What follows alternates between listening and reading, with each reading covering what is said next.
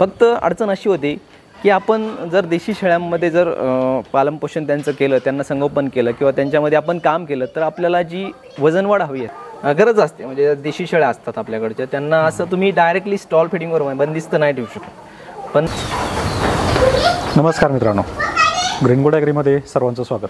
मित्रांनो, शेळीपालन म्हटलं की बरेच शेळीपालक हे निगेटिव्ह होऊन जातात. का तर वेगवेगळ्या जातीवंत शेळ्या पाळणं किंवा त्यांना मेंटेन ठेवणं हा एक सगळ्यात मोठा इश्यू आहे किंवा ही एक मोठी अडचण आहे. आणि इथं शेतकरी खूप वेगळ्या एक आपण ज्याला म्हणतो एक वेगळ्या मेंटॅलिटीमध्ये जातो किंवा एक मेंटॅलिटी घालून जातो की नवीन जाती पाळणं आणि त्यांना सांभाळणं, त्यांची विक्री करणं किंवा हे पूर्ण व्यवस्थापन करणं ही एक अडचणीची बाबी समजली जाते. यामध्ये बरेच शेतकरी खूप सक्सेसफुल झालेत आणि आज मी अशाच एका फार्मवर आलो आहे जिथे तुम्हाला संपूर्ण माहिती मिळणार आहे. कशा पद्धतीनं व्यवस्थापन केलं, कशा पद्धतीनं मार्केटिंग होते, कशा पद्धतीनं त्यांचं चारा व्यवस्थापन असेल, पाणी व्यवस्थापन असेल किंवा खाद्य व्यवस्थापन असेल हे केलं जातं. आणि विशेष म्हणजे 3 वर्षामध्येच जवळजवळ 50 लाखापेक्षाही जास्त उलाढाल झालेली, म्हणजेच तांबोळ या ठिकाणी, तालुका अकोले, जिल्हा अहिल्यानगर या ठिकाणी सरस्वती गोट फार्म या ठिकाणी आपण आलेलो आहोत. आणि आज आपण या फार्मवरून संपूर्ण माहिती घेणार आहोत. कशा पद्धतीनं नियोजन केलं आहे, अगदी आधुनिक पद्धतीनं हा गोट फार्म उभारलेला आहे. आणि याच्यामध्ये फक्त एकच बिझनेस नाही तर मल्टिपल बिझनेस चालवले जातात.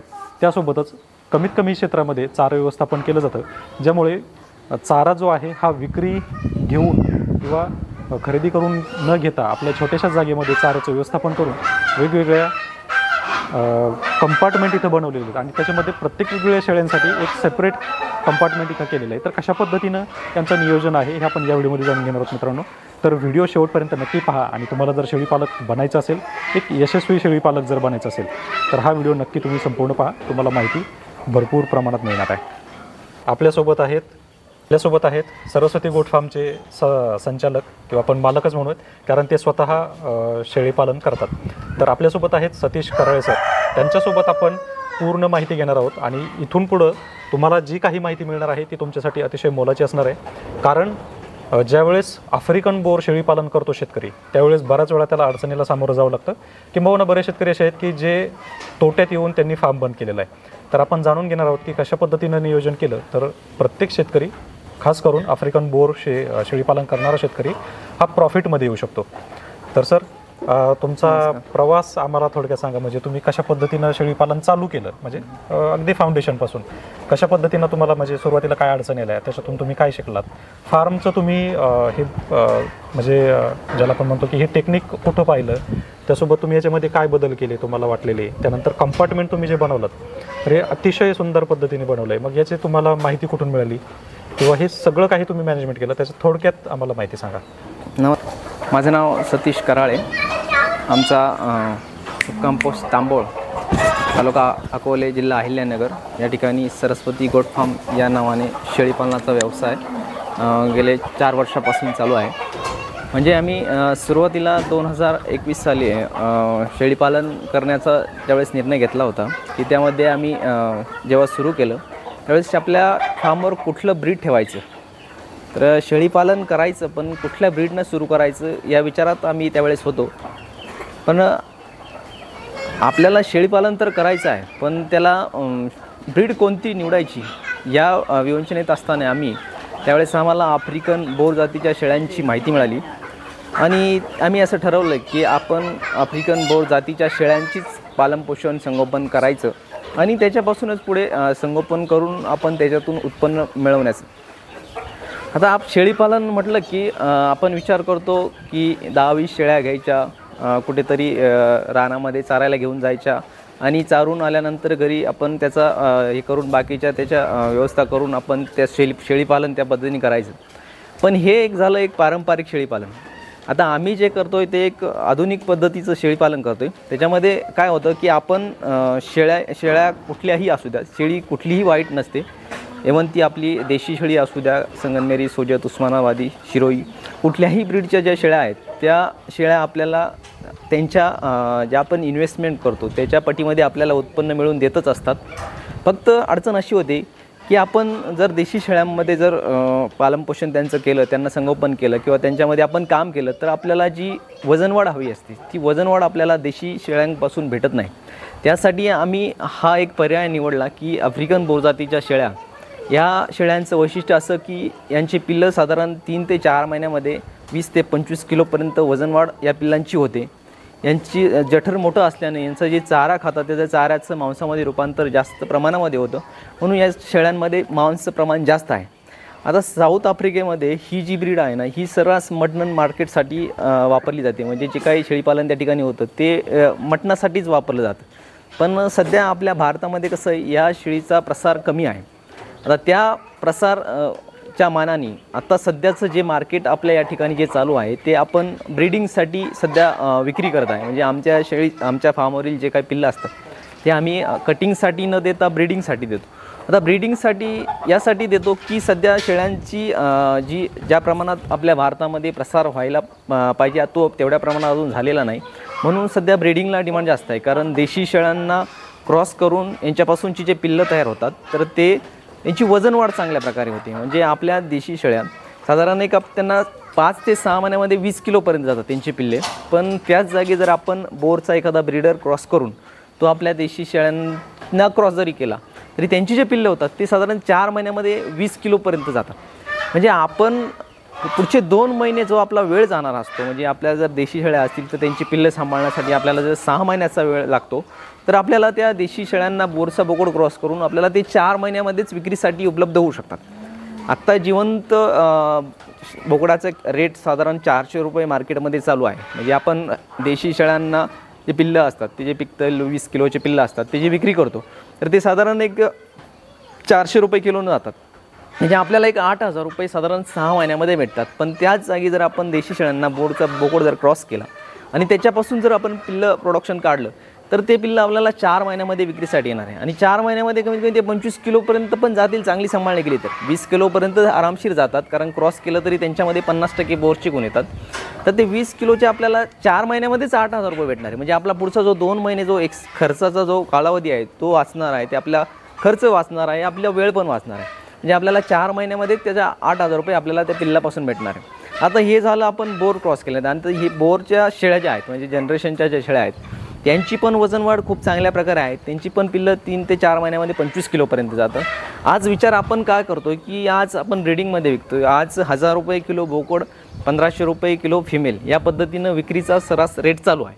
म्हणजे या पद्धतीनं विक्री आम्ही पण आमच्या फार्मवर त्याच पद्धतीने करतो. कारण काय होतं की सध्या आपण ब्रीडिंगसाठी विकतो आहे, आपण कटिंगला विकत नाही. आणि ब्रीडिंगचा जो रेट आहे त्या रेटनं आपण सध्या विक्री करतो. आता आज विचार आपण ब्रीडिंगचा करतो, पण भविष्यात 10 वर्षानंतर ही या आपल्या भारतामध्ये किंवा आपल्या या ठिकाणी महाराष्ट्रामध्ये किंवा भारतामध्ये या ठिकाणी जर चांगल्या प्रकारे म्हणजे सगळीकडे जर बोरच्या ज्या शेळ्या ज्यावेळेस होणार आहेत त्यावेळेस हे डायरेक्टली कटिंग मार्केटला जाणार आहे. म्हणजे कटिंग मार्केटला जरी गेलं तरी पण आपल्याला 4 महिन्यामध्ये 25 किलोची बोकड जरी आपण विक्री केली तरी पण आपल्याला त्याचे कमीत कमी 20,000 रुपये आपल्याला 10 वर्षानंतर भेटणार आहे. कारण आज जरी 400 रुपये रेट लाईव्हचा चालू असेल तर गेल्या पुढच्या 10 वर्षामध्ये तो वाघाई वाढून ती कमीत कमी 700-800 रुपयापर्यंत जाणार आहे. या 800 रुपयानं आपल्या 25 किलोचे कमी आपल्याला ते 20,000 रुपये तर आपल्याला त्यावेळेस पण भेटणार आहे. म्हणजे जरी आपण विचार केला की आज ब्रीडिंगसाठी आपलं मार्केट संपलं, कटिंगसाठी झालं, भविष्यामध्ये आपण कटिंगच्या दृष्टीनं जरी बोर शेळीपालन केलं तरी पण आपल्याला फायदेशीर आहे. कारण काय होतं, आपण देशी शेळ्यांना जेवढा चारा इतर गोष्टी या सर्व गोष्टी आपण ज्या टाकतो त्याच पद्धतीनं आपल्याला बोर शेळ्यांना आपण चारा टाकला, बाकीच्या गोष्टी टाकल्यात, या सगळ्या गोष्टींसाठी जेवढा आपल्याला खर्च होतो त्याच पद्धतीनं आपल्याला बोर शेळ्यांना खर्च करावा लागतो. उलटं त्यांचं आपण संगोपन करत असताना आपल्याला कुठल्याही प्रकारच्या अडचणी येत नाही. म्हणजे ही शेळी जी आहे बोरची शेळी ही अतिशय काटक आहे. म्हणजे तिला कुठल्याही वातावरणाचा कुठलाही तिच्यावर परिणाम होत नाही. 0 ते 50 डिग्री सेल्सिअसपर्यंत राहण्याची तग धरण्याची तिची क्षमता आहे. तिच्या दुधामध्ये कमीत कमी 7.5ची फॅट आहे. म्हणजे आपल्या देशी शेळ्यांपेक्षाही जास्त प्रमाणामध्ये तिच्यामध्ये फॅट आहे. म्हणून त्यांची जी पिल्लं जन्मतात तर त्या पिल्लांची ग्रोथ चांगल्या प्रकारे होते आणि कमी वेळेत जास्त वजन वाढ ह्या त्या जातीचं वैशिष्ट्य आहे. जे आपण फक्त देशी शेळ्या पाळण्यापेक्षा की आपण जर बोरच्या शेळ्यांमध्ये जर काम केलं तर आपल्याला त्याच्यापासून नक्कीच फायदा होतो असं मला सांगता येईल. सर, नवीन शेळी पालकांमध्ये एक थोडासा गैरसमज असतो की आफ्रिकन बोर शेळी ज्यावेळेस पाळायची किंवा एक आफ्रिकन शेळी पालन करायचं बोरचं, तर त्यावेळेस ती हाय मेंटेनन्स आहे असा समज असतो. मग त्याविषयी हा खरं आहे का की खूप हाय मेंटेनन्स आहे किंवा खूप जास्त चारा लागतो किंवा हाय कॉस्टचं जे कॅटल फीड आहे हे द्यावं लागतं? नाही सर, तसं बिलकुल काहीच नाही आहे. कारण ह्या ज्या शेळ्या आहेत यांचं जठर ऑलरेडी मोठं आहे. म्हणजे आपल्या शेळ्यांना, देशी शेळ्यांना जेवढा चारा लागतो त्याच पटी त्यांना चारा लागतो. उलटं ह्या शेळीची जी आहे ना ती प्रतिकारक शक्ती आपण जी म्हणतो ती आपल्या देशी शेळ्यांपेक्षा जास्त आहे. म्हणजे लोकांचा जो गैरसमज झाला असेल कदाचित की हाय मेंटेनन्स शेळ्या आहेत, तर ते 100% चुकीचं आहे माझ्या म्हणणे. कारण आम्ही जो फार्मचा जो मेंटेनन्स आमच्या गेल्या 4 वर्षापासून चालू आहे. आम्ही पण आधी सुरुवातीला बोर सोडता दुसऱ्या ब्रीडमध्ये आम्ही ऑलरेडी काम केलं आहे. आम्ही त्या ब्रीडचा पण अनुभव घेतला आहे. पण आम्हाला जो अनुभव आला आहे की ह्या ज्या जातीची जी क्षमता आहे ती आपल्या इतर शेळ्यांच्या प्रतिकार क्षमतेपेक्षा जास्त आहे. म्हणजे मेंटेनन्स पण खूप कमी आहे. चारा लागतो. आता ॲक्च्युअली एका जी मॅच्युअर्ड शेळी असते तिला साधारण एक 4.5 किलोपर्यंत 4.5-5 किलोपर्यंत चारा लागतो. आता शेळ्यांचं कसं असतं, बाकीच्या शेळ्या कसं ही काटेरी जुडबावर जगणारी शेळी आहे. म्हणजे ती जी जात आहे शेळ्यांची का त्यांना असं ग्रेझिंगवर फिरायला जाणं किंवा बाहेर झाडं झुडपं खाणं या गोष्टींची त्यांना गरज असते. म्हणजे देशी शेळ्या असतात आपल्याकडच्या, त्यांना असं तुम्ही डायरेक्टली स्टॉल फिडिंगवर बंदिस्त नाही ठेवू शकत. पण ही जी ब्रीड आहे हिला तुम्ही 100% बंदिस्त ठेवू शकता. आणि जो चारा आपण रेग्युलर, आता आमचा जो चाऱ्याचं नियोजन आहे म्हणजे आम्ही सकाळी त्यांना तुरीचं भूस किंवा सोयाबीनचं भूस किंवा ज्वारीचा कडवा म्हणजे अल्टरनेट देतो सुक्या चारामध्ये. त्याच्यामध्ये जो आपण गायांना सुद्धा वापरतो तोच चारा आहे. त्याच्यानंतर आम्ही दुपारी हिरवी मका, नेपियर आणि तुती आहे तिचं क्रश करून आम्ही दुपारी हिरवा चारा म्हणून टाकतो. आणि संध्याकाळी मुरघास असतो जो आपण गायांना सुद्धा वापरतो, तो आम्ही संध्याकाळी एक टाईमचा चारा म्हणून तो वापरतो. पण आम्हाला असं जाणवलं नाही की यांना फार काय मेंटेनन्स आहे. आता काळजी ही प्रत्येक शेळ्यांची घ्यावं लागते. आता मेंटेनन्स म्हणजे कसं आपण असतो की कोणत्याही मशिनरीचा मेंटेनन्स हा असतो, जे आपण माणूस असो किंवा मशिनरी असू द्या, मेंटेनन्स हा प्रकार असतो. पण तितक्या प्रमाणात नाही की जितका आपण विचार करत असाल कोणी की या शेळ्यांना मेंटेनन्स जास्त आहे देशी शेळ्यांपेक्षा. तसं बिलकुल नाही आहे. या शेळ्यांना तेवढ्याच प्रमाणात चारा लागतो की जेवढा देशी शेळ्यांना चारा लागतो त्याच पटीमध्ये त्यांचा मेंटेनन्स असतो. अगदीच.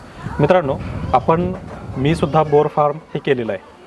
हा शेतकऱ्यांसाठीचा प्रश्न असण्यासाठी मी त्यांना विचारलं की ॲक्च्युअल खरंच ही शेळी हाय मेंटेनन्स आहे का? मुळात आफ्रिकन बोर ही म्हणजे तिच्या नावातच आहे की ती आफ्रिकन आहे. आणि आफ्रिका देशाचं जर थोडासा भूगोल जर पाहिला तर आपल्यापेक्षाही उष्ण हवामान त्या ठिकाणी असतं. त्यामुळे ती आपल्या देशामध्ये अगदी आरामात राहते. अक्षरशः म्हणजे कोणतीही जातीवंत शेळी आपल्या मी म्हणतो की मे महिन्यामध्ये ती राहू शकत नाही, पण तिथं ती आफ्रिकन बोर मोकळी फिरते. म्हणजे ही कन्सेप्ट आहे. ॲक्च्युअलमध्ये आफ्रिकन बोर ही सगळ्यात वाढणारी आणि सगळ्यात जास्त उष्ण तापमानामध्ये राहणारी शेळी आहे. त्यासोबतच चारा व्यवस्थापन जे आहे तर इतर शेळ्यांपेक्षा थोडंसं जास्त लागणार आहे, फार तर अर्धा किलो, याच्या पलीकडे काही लागत नाही. आणि जो हाय मेंटेनन्स समजला जातो तर तो हाय मेंटेनन्स नसून फक्त मेंटेनन्स हा शब्द तुम्ही डोक्यात घ्या. कारण मेंटेनन्स म्हणजे काय तर त्यांचं वेळोवेळी केलेलं किंवा असणारं लसीकरण जर त्यांना वेळेवर केलं तर ही शेळी अशी आहे की ती 12ही महिने आजारी पडणार नाही. फक्त तुमचं खाद्य व्यवस्थापन आणि त्यांचं लसीकरण हे वेळेवर पाहिजे. तर आता सर, तुमच्याकडं तुम्ही वेगवेगळे कंपार्टमेंट केलेत.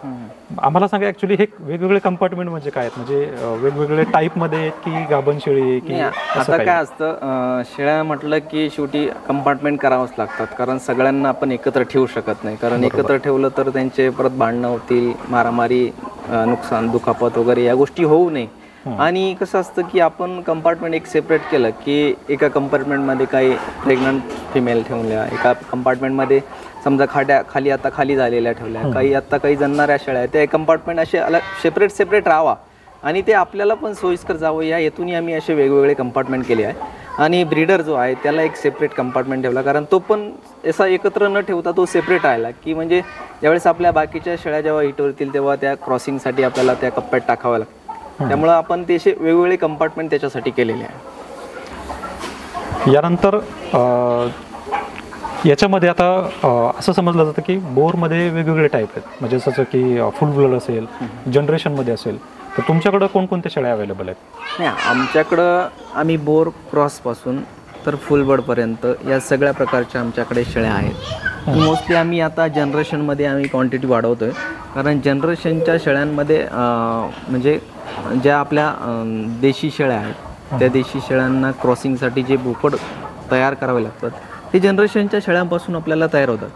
कारण फुल बर्ड म्हटलं की त्या डायरेक्ट याच्यामध्ये इम्पोर्ट लाईनच्या ज्या फिमेल असतात म्हणजे त्या 100% बोर असतात, त्यांच्यापासून जे ब्रीडर होतात त्या ब्रीडरची आपल्याला जनरेशन वाढीसाठी म्हणजे जनरेशन चेंज करण्यासाठी त्या ब्रीडरची आवश्यकता भासते.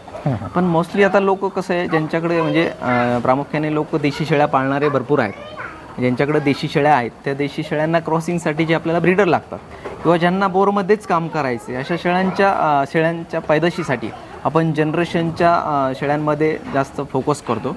आणि आपल्याकडं जनरेशनच्या जवळजवळ 50-55पर्यंत मदर स्टॉक आहे की जे आपण जो इम्पोर्ट लाईनचा आपला ब्रीडर आहे त्या ब्रीडरपासून क्रॉस करून त्यांची जे पिल्लं तयार होतात ते ज्यांना नवीन बोरमध्ये काम करायचं आहे, ज्यांना नवीन बोर शेळीपालन करायचं आहे किंवा ऑलरेडी त्यांच्याकडे शेळ्या आहेत त्यांना क्रॉसिंगसाठी ब्रीडर घ्यायचा आहे तर त्यांच्यासाठी आपण त्याच्यामध्ये काम करतो. म्हणजे आपण फुल बर्ड लाईनचे जे फिमेल्स आहेत त्या पण आपल्याकडे अवेलेबल आहेत. पण आता ते जे कस्टमर आहेत ते ठराविक आहेत म्हणजे ज्यांना ऑलरेडी ब्रीडिंगमध्ये काम करायचं आहे, ज्यांच्याकडे ऑलरेडी मदर स्टॉक बोरचा आहे त्यांच्याकडे त्यांना फुल बर्ड ब्रीडरची गरज असते. कारण इम्पोर्ट लाईनचा ब्रीडर जर असला तर ते जनरेशन वाढवू शकतं. कारण जनरेशन वाढवण्यासाठी इम्पोर्ट लाईनचा ब्रीडर गरजेचा असतो. पण त्या ब्रीडरसाठी काही फुल बर्ड लाईनच्या फिमेल पण घेणारे आहेत, मग ते घेतात. आम्ही त्यांना विक्रीसाठी पण आपल्याकडे अवेलेबल आहेत. पण मोस्टली जनरेशनमध्ये काम करणारी लोक हळूहळू आता वाढत आहेत. म्हणजे लोकांच्या हळूहळू लक्षात येतं आहे की या ब्रीडमध्ये वजनवाढ आहे. आणि तुम्हाला एक सांगतो की भविष्यात 10 वर्षानंतर हे कटिंग मार्केटला फुलमध्ये चालणार आहे. ज्याच्याकडे 10 वर्षानंतर बोरच्या क्वांटिटीमध्ये शेळ्या आहेत तो त्यावेळेस कटिंगमध्ये चांगल्या प्रकारे पैसे कमवणार आहे. हे 100%च खरं आहे सर. आपण जर कटिंगचं मार्केट जर पाहिलं म्हणजे थोडंसं एक वर्षानुवर्षाचा जरी आपण गॅप पाहिला, काही वर्षापूर्वी 400 रुपये किलो मटन होतं, ते काही वर्षानंतर 450 झालं, परत 500 झालं, आता जवळजवळ 750 रुपये 750 रुपये पर्यंत चालू आहे. आता दुसरा प्रश्न असा की एक असा समज आहे की हे एक आफ्रिकन शेळीपालन जे आफ्रिकन बोरचं शेळीपालन हे फेल आहे. मुळात असं वाटतं की शेतकरी कुठंतरी ॲडव्हर्टायझिंग करायला किंवा स्वतःचा फार्म पब्लिक करायला थोडासा कमी पडतो. त्याबद्दल तुम्हाला काय वाटतं? नाही सर, तुमचं म्हणणं म्हणजे तुम्ही जो मुद्दा मांडला की फेल आहे, पण आमच्या दृष्टीनं तर फेल बिलकुल नाही आहे. कारण काय आहे, आता कुठलाही प्रोडक्ट आपण बनवला तो विकता यायला पाहिजे. कारण नुसतं प्रोडक्ट बनवून उपयोग नाही. जर आपण तो प्रोडक्ट समोर कस्टमरपर्यंत पोहोचवलाच नाही तर त्या मालाची विक्री कशी होणार? कारण अगदी मार्केटिंग हा एक व्यवसायाचा एक अविभाज्य घटक आहे. म्हणजे मार्केटिंग जर आपण कुठल्याही प्रोडक्टची केली नाही तर तो विकलाच जाऊ शकतो. आपण किती महागडा प्रोडक्ट म्हणा, कितीही व्हॅल्युएबल प्रोडक्ट बनवला पण तो जर आपल्याला विकता आला नाही तर त्याची व्हॅल्यू एंड 0 आहे. हे त्याच्यासाठी आपल्याला मार्केटिंग करणं, तो प्रोडक्ट ग्राहकापर्यंत पोहोचवणं, ह्याच्यासाठी आपल्याला 100% प्रयत्न करावेच लागतात. आणि त्यामध्ये जे लोक जे कमी पडतात त्याचं मूळ कारण हे आहे की प्रोडक्ट ठीक आहे बनवतात, पण तुम्ही विक्री व्यवस्थापनासाठी सुद्धा आपण तेवढी मेहनत घेणं गरजेचं आहे.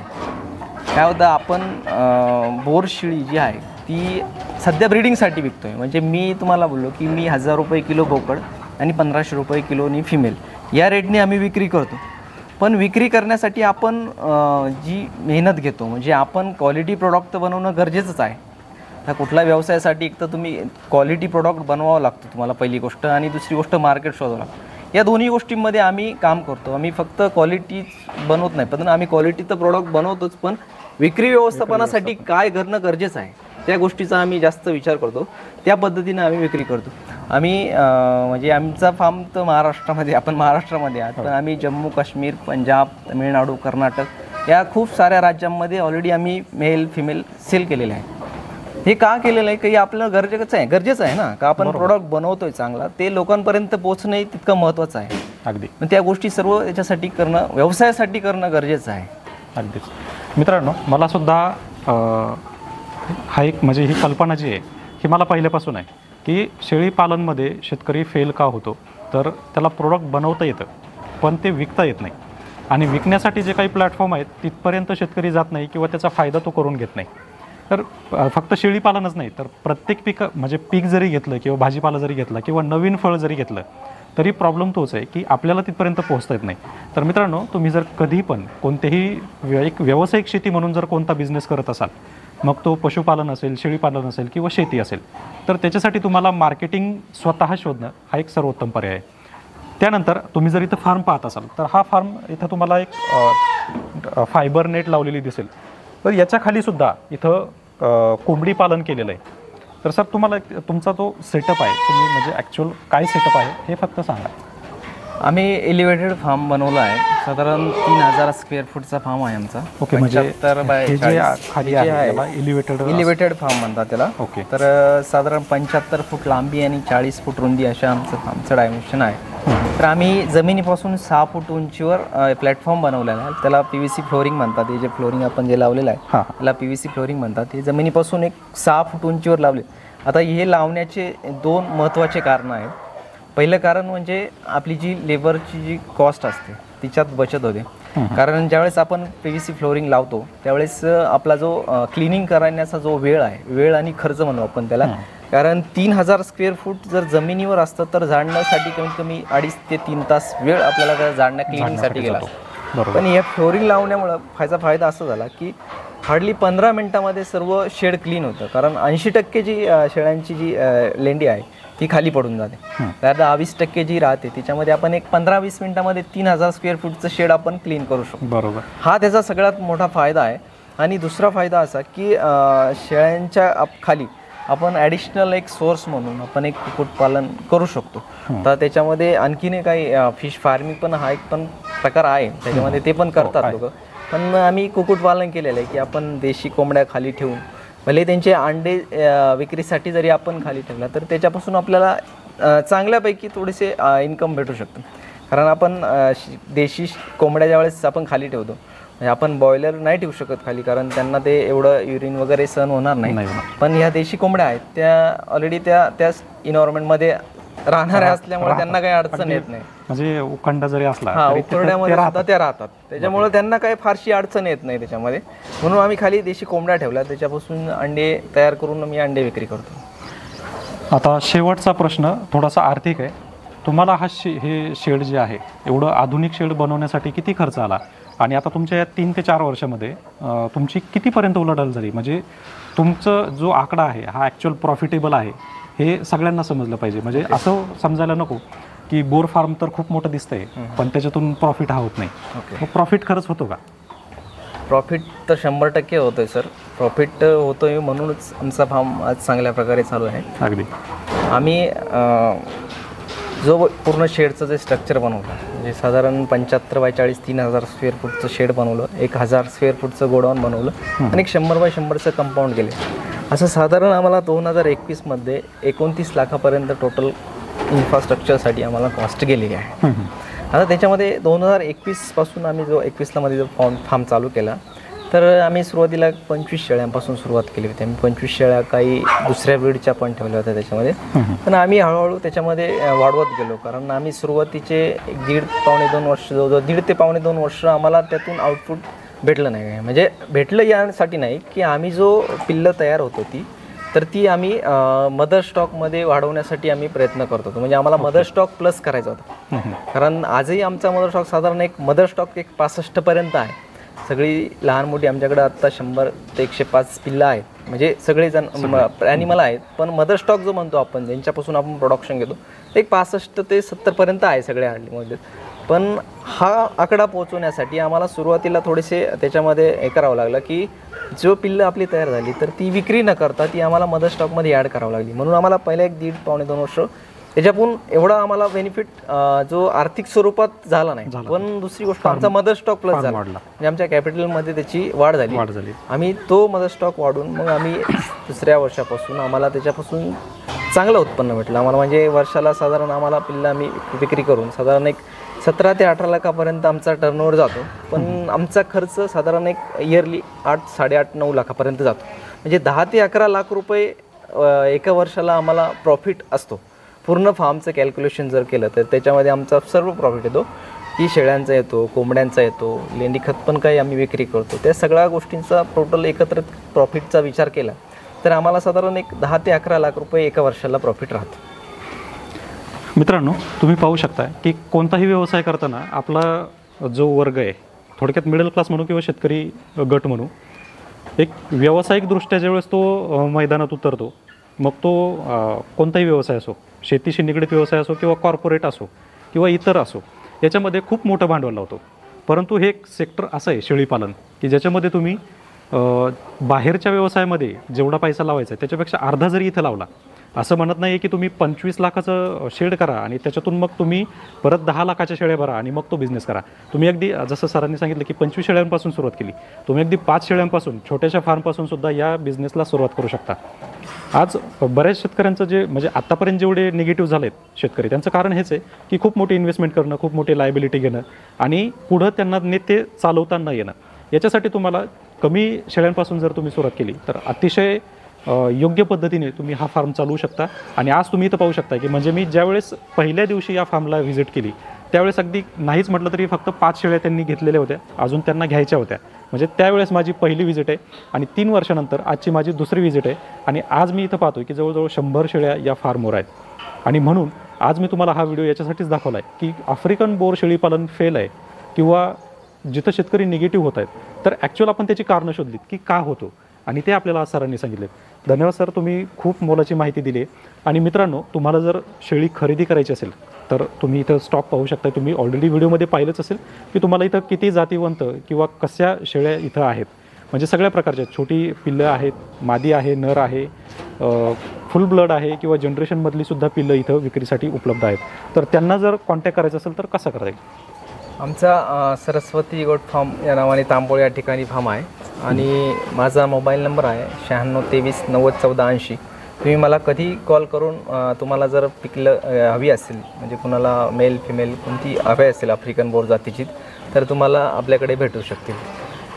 तुमचं काही इंस्टाग्राम यूट्यूब चॅनल आहे? हो आहे ना, आमचं सरस्वती ॲग्रो फार्म नावाने इंस्टाग्रामला पण अकाउंट आहे आणि यूट्यूबला पण सरस्वती ॲग्रो फार्म नावाने आमचा यूट्यूब चॅनल आहे. मित्रांनो, तुम्हाला जर त्यांच्या यूट्यूब व्हिडिओ पाहिजे असतील तर तुम्हाला मी खाली डिस्क्रिप्शनमध्ये लिंक देतो आहे. त्यांचं इंस्टाग्राम अकाउंटसुद्धा तुम्हाला पाहता येईल, त्यांचं यूट्यूब चॅनलसुद्धा तुम्हाला पाहता येईल आणि व्हिडिओमध्ये तर तुम्हाला सगळ्या शेळ्या पाहायला मिळाल्याच आहेत. तर मित्रांनो, नक्की सांगा तुम्हाला हा फार्म कसा वाटला. तुम्हाला जर हा फार्म व्हिजिट करायचा असेल तर अगदीच अकोलेपासून फार तर 7 किलोमीटर हे अंतर आहे. तांबोळ हे गाव आहे, अकोलेपासून 7 किलोमीटर. म्हणजे अगदी चांगला रस्ता आहे. तुम्ही येऊ शकता, व्हिजिट करू शकता आणि पाहू शकता की कशा पद्धतीने हे नियोजन केलं आहे. म्हणजे अगदी सोपं आहे. म्हणजे मी इथं ज्यावेळेस व्हिजिट केली तर अक्षरशः फक्त इथं एकच लेबर आहे जो पूर्ण सगळं काही हँडल करतो आहे. म्हणजे तुम्ही विचार करा, आज आपण 2 लोक असू किंवा 3 लोक असू घरातली, ती सगळी लोक 50 शेळ्या सांभाळायला लागतात. त्यांचं नियोजन व्यवस्थित करता येत नाही. तर तुम्ही जर इथं पाहिलं तर त्यांचं व्यवस्थित इथं चारा व्यवस्थापनासाठी त्यांनी हे पण फीडर व्यवस्थित बसवलेले आहेत. आतमध्ये पाण्याचं मॅनेजमेंट आहे, पाणीसुद्धा खाली ठेवलेलं नाही आहे. म्हणजे सगळा सेटअप तुम्हाला असा जर केला तर याच्यामधून तुम्ही कमीत कमी लेबर कॉस्टिंगमध्ये किंवा कमीत कमी लेबरमध्ये असा फार्म चालवू शकता आणि निश्चित तुम्हाला त्याच्यातून एक शाश्वत उत्पन्न तयार होईल. मित्रांनो, व्हिडिओ जर आवडला असेल तर व्हिडिओला शेअर करायला नक्कीच विसरू नका, कारण अशा माहितीचे व्हिडिओ तुम्हाला खूप कमी मिळतील.